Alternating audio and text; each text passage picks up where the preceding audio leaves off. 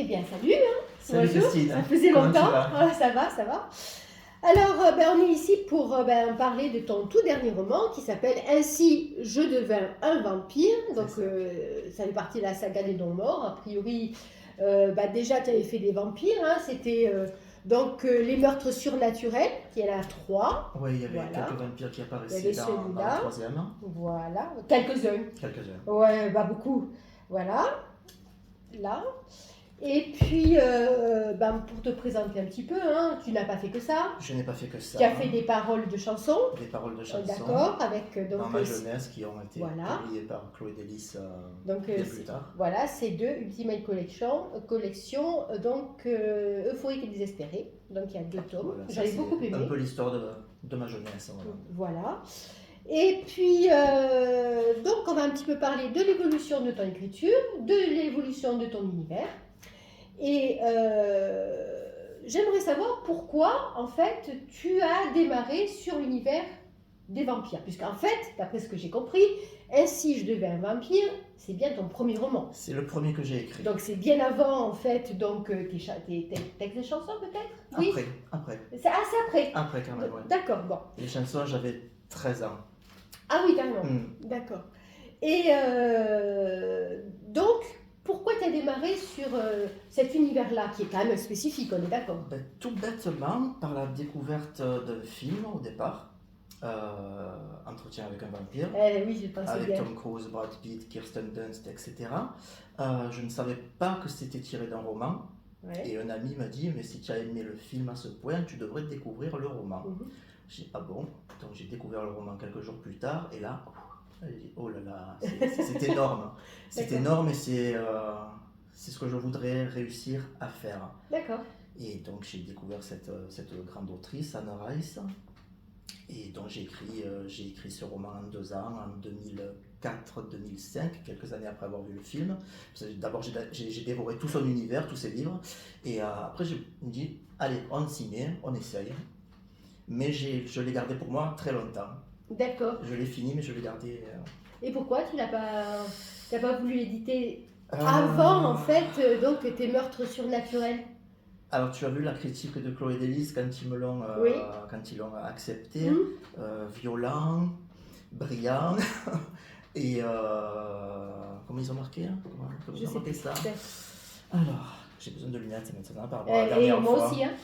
Violent, choquant et brillant à la fois. Alors brillant, ça je laisse les gens seuls juges, mais violent et choquant, je m'étais dit que j'étais peut-être allé très loin.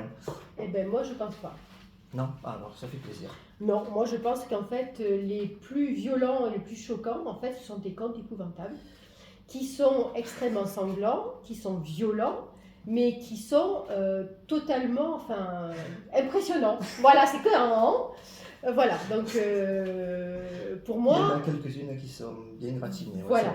Alors pour moi, en fait, celui-ci, le dernier, est beaucoup moins violent que les autres. Hein, c'est, on va dire, c'est comme une approche. On met un pied dedans et puis on voit ce que ça donne. Hein, on est d'accord? Bon, alors, moi je pensais en fait que tu serais plutôt inspiré de Dracula, de l'histoire. Tu sais, Dracula, je ne sais pas si tu le sais, mais je suis quand même fan de Christopher Lee depuis que je suis tout petit. Mais là, c'est l'acteur. On regardait les Dracula en cachette à cette époque-là. Mais j'ai toujours été passionné de petit par les vampires. Ouais. Ah oui. Dracula, c'était quelque chose. Voilà. Christopher Lee, parce que quand il Dracula, apparaissait pour à moi, l'écran. c'est le tip top du vampire. Exact. Du truc vampire, d'accord.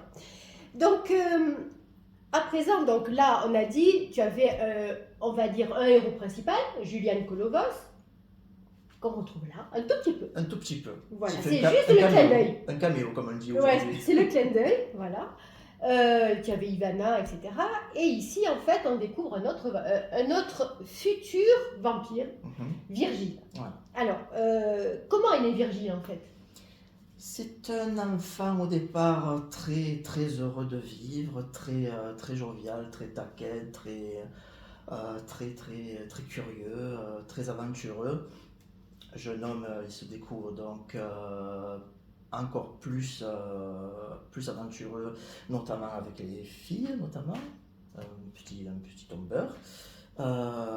qui par contre vit très mal sa relation avec son père, qui le déteste cordialement. Et sa vie, c'est sa maman, son petit frère qui naîtra un peu plus tard. On le trouve un petit peu peut-être superficiel au départ quand on le rencontre, inconséquent, mais il y a beaucoup plus derrière. Il est quand même bien plus profond que ça. Enfin, moi, je l'ai trouvé décalé par rapport à son temps. Mm-hmm. Est-ce que c'est pas parce qu'il y a peut-être un petit peu d'autobiographie dans ce personnage? Je crois qu'on met déjà beaucoup de soi dans nos personnages, déjà. Absolument. Mais c'est vrai que dans celui-là, c'est un peu comme si je m'étais fractionné en plusieurs parties. Il y a un peu de moi dans Virgile, il y a un peu de moi dans sa maman, il y a un peu de moi dans son papa, hélas, il y a un peu de moi dans son petit frère, dans ses amours aussi, dans ses amis. Mais oui, ça part au départ de... Je ne sais pas si on peut aborder ce sujet-là. Dans tous mes écrits, si tu l'as constaté, je parle beaucoup de fraternité. Et plus dans ce roman-là encore, plus dans ce roman-là, j'ai voulu traiter cela. Ce frère absent qui devrait être là. Et on en reparlera. C'est un peu le sujet du roman aussi. D'accord. Alors, donc, le début du bouquin se déroule donc dans le Gévaudan, à Marvejols, que je connais bien, parce que je suis allée y casser un certain nombre de fois. Et en fait, pourquoi Marvejols? Pourquoi le Gévaudan? Alors, parce que quand même, c'est convenu avec la bête, etc. Est-ce que c'est le côté convenu qui t'a attiré, comme une espèce de point de départ que tout le monde connaîtrait pour pouvoir amorcer en fait ton histoire? En fait, c'est un amalgame. Petit, j'étais passionné par le film Le Chien des Baskerville. En grandissant, j'ai assimilé dans mon cerveau que c'était en fait l'histoire de la bête du Gévaudan, alors que pas du tout. Mais tu gardes ton souvenir d'enfant et tu mélanges un peu les trucs après. Après, j'ai découvert un roman de je ne sais plus trop qui, je te dis la vérité, je ne sais plus qui est l'auteur, qui parlait de la bête du Gévaudan, ça m'avait beaucoup plu. Un truc quand même historique, pas une fiction, vraiment la réalité.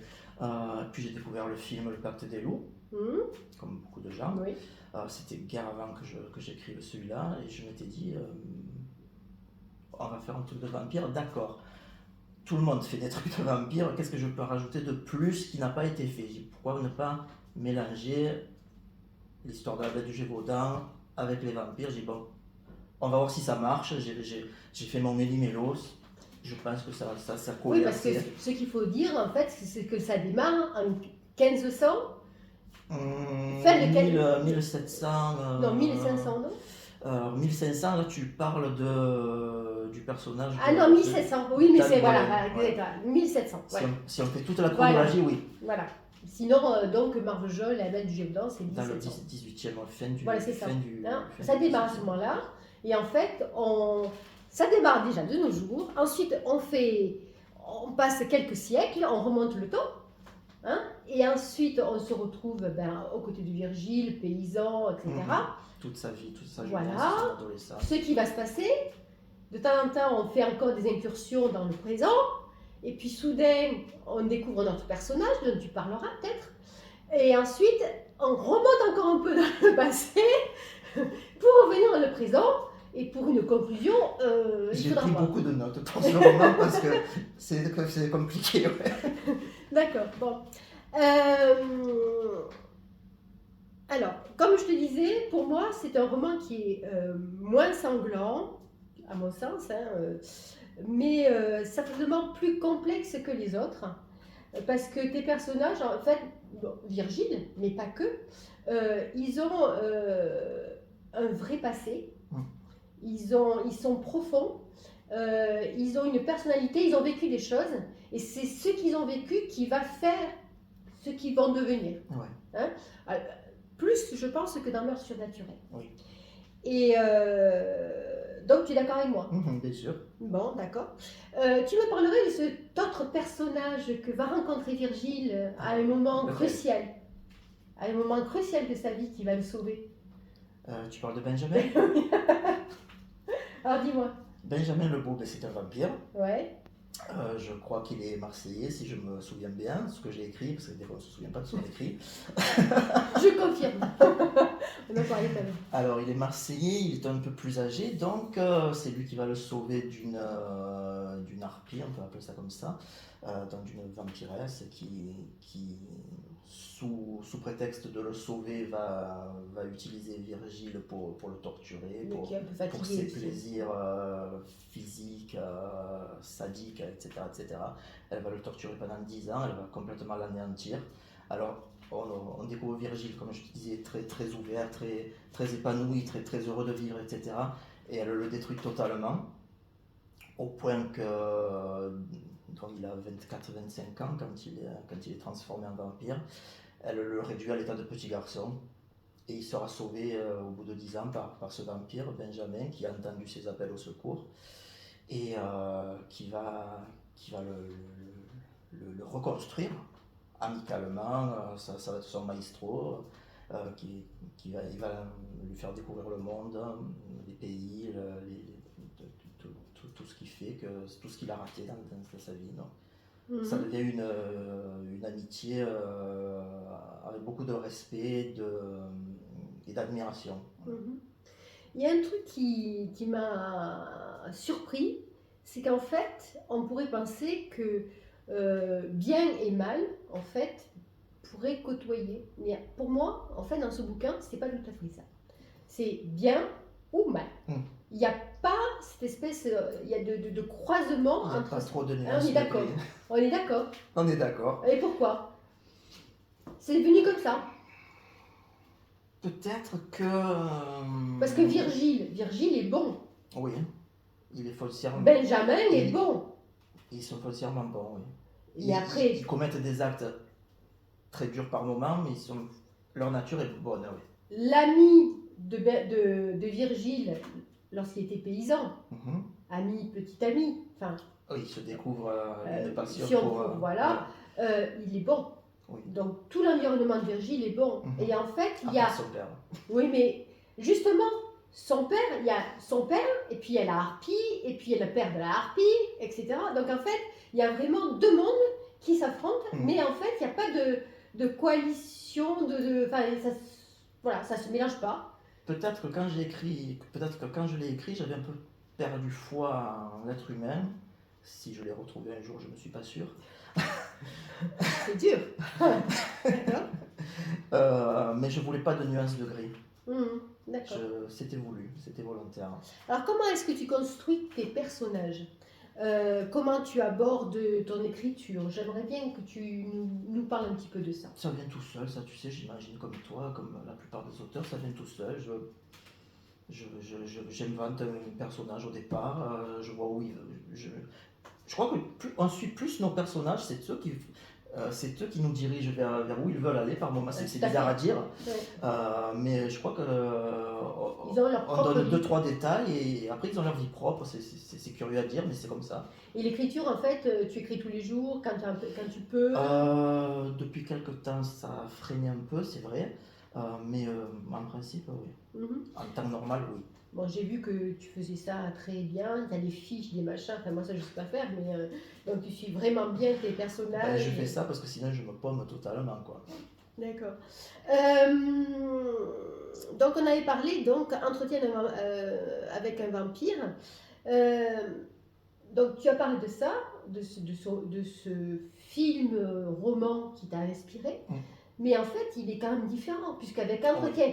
avec un vampire, si tu veux, bon, il n'y a pas de finalité, pas vraiment. Tandis que toi, la finalité, on la découvre déjà au début, donc déjà on se dit bon, et il y a une évolution de cette finalité au fur et à mesure du récit, jusqu'à la fin. On est d'accord. Donc en fait, dès le départ, on sait pourquoi il y a Virgile, donc appelé les journalistes, ce qu'il veut faire, ce qu'il... Dès le départ, Voilà. Après, c'est tout le flashback, tout raconté. Et pourquoi tu as fait comme ça? Pourquoi est-ce que tu as voulu donner, si tu veux, quelque part la solution au début. Sincèrement, je sais pas. D'accord, tu as fait Non, comme ça, c'est oui, venu oui, comme non, ça. comme ça, non. Donc tu voulais déjà le mettre sur Ça, la c'était table. pas planifié. Donc je là. pense que tu voulais le mettre sur la table, c'est fait. Maintenant, je vais te raconter Voilà. ça. Il est arrivé ça, et maintenant on va voir pourquoi. Voilà, Bon, tout d'accord. simplement. D'accord. Alors maintenant, on va un petit peu parler de la fin. Mhm. Bon, qui n'en est pas une. Il n'y en a pas. Voilà. Donc Ça, tu sais que j'aime pas trop les fins. Voilà. Donc moi, quand j'ai abordé le bouquin, je pensais réellement, voilà, que ça serait le seul et unique. Voilà, que à la fin, pouf, je saurais. Et puis au fur et à mesure, je ne savais pas, je me dis c'est pas possible. Et la fin, elle arrive quand? Et elle arrive quand? Et puis finalement, elle le fait. Donc c'est un petit J'ai peu- été obligé de changer ma fin en fait. Comme je te dis, je l'ai écrit il y a 20 ans, je l'ai gardé 20 ans pour moi sans oser le proposer. Donc il avait évidemment une fin qui était bien différente. Mais quand j'ai introduit le personnage de Virgile dans le troisième Julien Colobos, je me dis bon, ben maintenant je vais être obligé de modifier quand même. Alors c'est en gros ce que j'ai écrit au départ, mais évidemment il y a quelques petites modifications. Donc, Dans la fin, donc il va y avoir un second temps. j'espère. J'espère. Donc là, on arrive à la fin de l'interview. Tu penses que tu vas rester dans cet univers vampiresque? Pas nécessairement. Bon, là, évidemment, si je continue, oui, Certes. évidemment, mais Tu m'as dit qu'il y aurait peut-être un tome 4. de pour, Juliane, ouais, voilà, pour les meurtres je suis pas surnaturels. prêt à leur dire au revoir. Ouais, mais Je sais que je la- pense que les lecteurs, ils n'ont pas envie non plus. Je sais que les gens aiment bien Francesco, Ivana, Juliane aussi, évidemment. Moi, je préfère Juliane, hein, je te dis franchement. Bah ouais, mais Ouais, tu es une femme, c'est normal. Ouais, Ivana, elle m'agace. Voilà. C'est fait pour. Voilà. Je l'ai créée pour agacer, elle est complètement starbée. Voilà, donc c'est pour ça que je voulais savoir un petit peu, est-ce qu'on va retrouver dans le prochain, est-ce que tu penses qu'on va retrouver d'autres personnages que tu as déjà Juliane, c'est créés? sûr. Le reste, je sais pas trop. Mais Juliane, c'est sûr, oui. C'est sûr. Juliane fera partie intégrante de la suite d'un Si je deviens un vampire qui s'appelle. Scoop Scoop. Qui s'appelle L'Ascension de Shade. Ah, Alors, d'accord. Shade, c'est un personnage que j'avais introduit dans un flashback dans la chute de Julien Colobos. Et je me suis dit, je crois que ça va être le grand, Oui, déjà, le grand Manitou Mhm. de toute mon œuvre, entre guillemets, si on peut appeler ça une œuvre. D'accord. Écoute, je te remercie beaucoup Merci voilà, à toi. de nous avoir parlé. Puis je souhaite encore en lire beaucoup. Hein. J'espère. Merci beaucoup. Allez. Merci beaucoup à toi et merci Au revoir. beaucoup à vous. Au revoir. Ah, on va voir ce que ça donne. Aïe.